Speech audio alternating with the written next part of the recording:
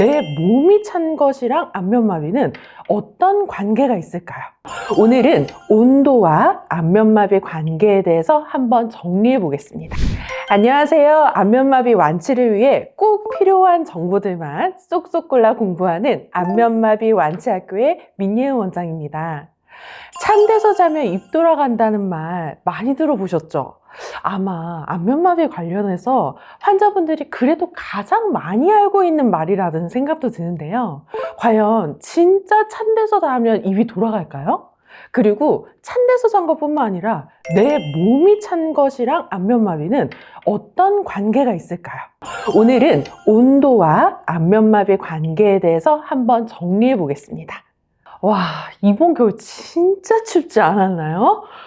이번에 정말 추웠던 것 같아. 입춘이지 나도. 저는 출근길에 뭔가 엄청 날씨가 추우면요.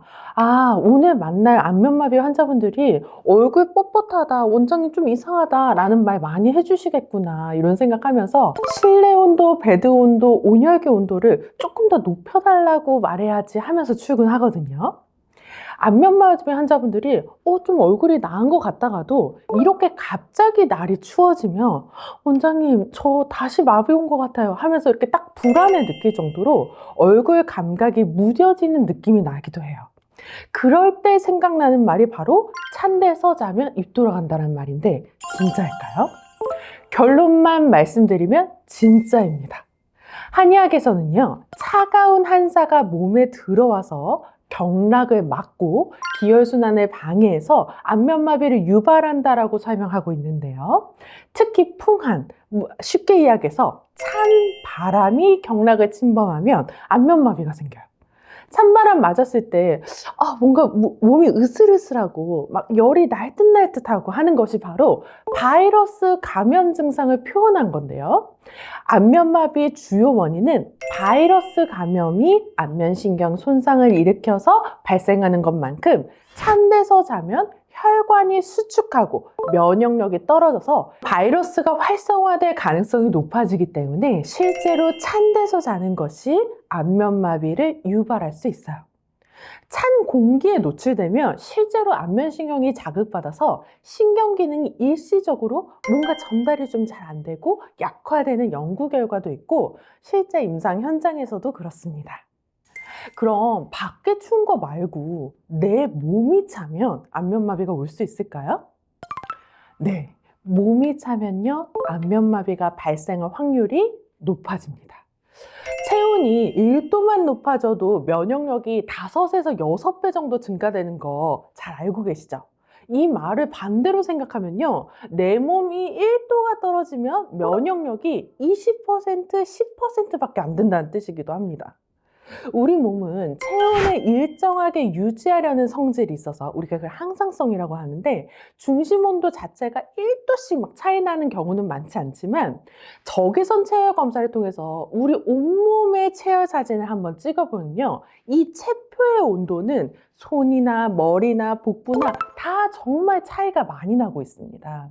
특히 손발찬 환자분들은요, 이 체표의 온도가 36.5도가 아니라 30도 이하로 내려가면서 심한 경우는 25도까지 측정되는 것을 보기도 하는데요.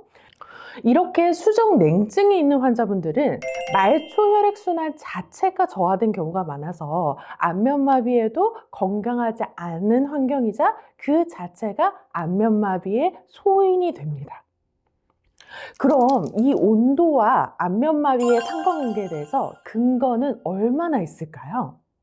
안면마비에 대해서 최신 지견들을 살펴보면 온도가 몇 도냐, 체온이 몇 도냐 그 자체에 대한 실험적 연구보다는 온도를 높이는 치료 방법에 대한 연구를 통해서 어떻게 보면 좀 간접적인 근거들을 제시할 수가 있어요.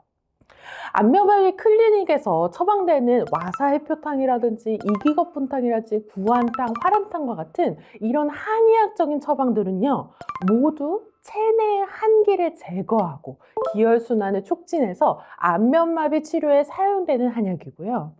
안면의 근육 운동 프로그램, 요즘 도수 치료도 많이 받고 막 마사지도 받지 않나요? 그리고 자가 운동도 저희가 열심히 시키는데요. 이 안면 근육 운동 프로그램에 대한 효과의 연구도 결국에는 근육을 움직이면 열이 발생되죠. 그래서 그 열을 발생시켜서 혈액순환이나 마비 개선에 긍정적인 영향을 미치고 있습니다. 부항요법을 활용하는 것도 환부에 짧게 적용하게 되면 그 자체가 체내 한기를 제거하는데 사용하게 되는 거죠.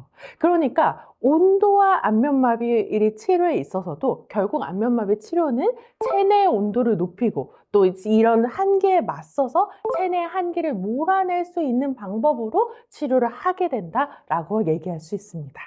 그러면 환자분들이 원장님 저 찬 음식 먹는 것도 안 좋겠네요? 라고 물어보시는데 맞습니다.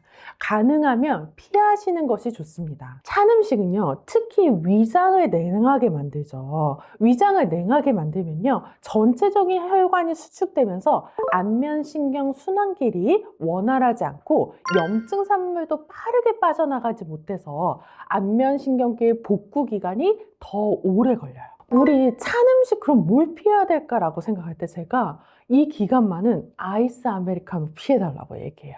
얼음물이나 아이스 아메리카노, 아이스크림, 냉면, 팥빙수, 메밀면 등 같은 경우에는 모두 다 찬 온도뿐만 아니라 성질도 차기 때문에 체내의 기혈순환을 막고 양기, 우리 몸의 따뜻한 기운을 약화시켜서 회복을 더디게 할 수 있습니다. 치료 중에 따뜻한 음식, 제가 추천드리는 건 생강차나 대추차, 따뜻하고 막 맵거나 짠 거 이게 아니라 좀 담담하고 맑은 국물들 먹으면 기혈순환을 원활하게 하고 소화기관도 따뜻하게 하고 회복을 돕기 때문에 추천드립니다. 제가 그럼 기온 변화에 조심해야 된다고 하면 원장님 여름은요? 여름에도 안면마비 걸리는데요? 따뜻한 바람은 어때요? 라고 물으시는 분들이 있으시더라고요. 특히 봄, 가을 환절기도 그렇고 요즘에는 여름이 가장 기온 변화가 뚜렷한 계절이 되었어요. 왜요? 바로 에어컨 때문이죠. 이렇게 기온 변화가 뚜렷한 시기에는 어떤 점을 조심해야 될까요? 바로 일정한 체온 관리입니다. 쉽게 얘기하면 면역력이라고 생각할 수도 있어요. 인체는요 항상성, 즉 일정한 체온을 유지하기 위해서 얼마나 많은 에너지를 쓰고 계신지 아시나요? 우리가 하루에 100% 에너지를 가지고 산다고 하면 그 중에 무려 70%나 이 체온 유지에 사용하고 있어요. 그런데 에어컨 쐈다가 뜨거운 데 나갔다가 아니면 봄, 가을에 막 왔다 갔다 아침, 저녁으로 기온이 왔다 갔다 하면 어때요? 그 70% 이상을 써버리게 되니까 내 몸을 방어하는, 어떻게 보면 바이러스에 대항하는 에너지가 부족하다 보니 더 많이 피로해지니까 바이러스 활성이 생겨서 안면마비가 더 잘 생길 수 있는 거예요. 우리가 기온 변화 심할 때 바람 좀 막으려고 마스크를 착용하고 나간다거나 아니면 뭐 이렇게 스카프나 얇은 가디건 같은 거 들고 다니면서 체온 변화에 입었다 벗었다 이렇게 반복하는 건 모두 체온 유지를 위하여 쓰는 우리 에너지를 덜어주는 일이에요.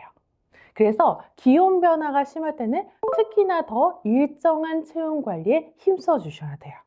오늘은요 찬 기운과 안면마비 관계에 대해서 알아봤습니다. 찬 데서 자면 입 돌아간다라는 속설은 단순한 미신이 아니라 실제로 찬 환경이 안면마비의 발생 위험을 높일 수 있기 때문에 생겨난 생활의 지혜라고 할 수 있습니다.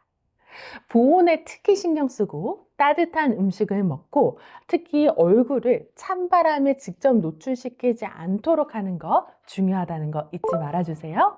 그럼 이번 영상은 이것으로 마무리하고 다음 영상 이어서 공부해 봅시다. 감사합니다.